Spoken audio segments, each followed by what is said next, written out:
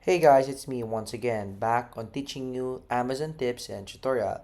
For today's video, I will teach you how to add your Amazon bank account for you to be able to process your refunds.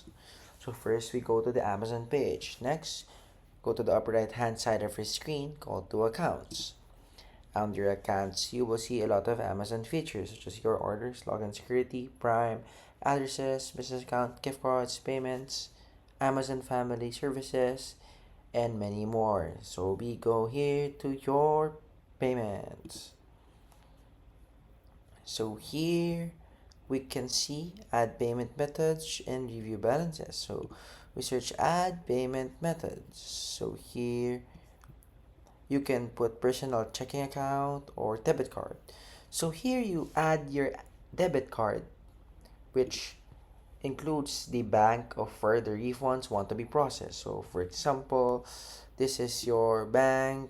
We have Citi, MasterCard, for Click to Pay, US Bank, and Mercury. Let's say you have Amex or American Express. So here you will put your card number, name on card, expiration date, and CVV, and press add your card.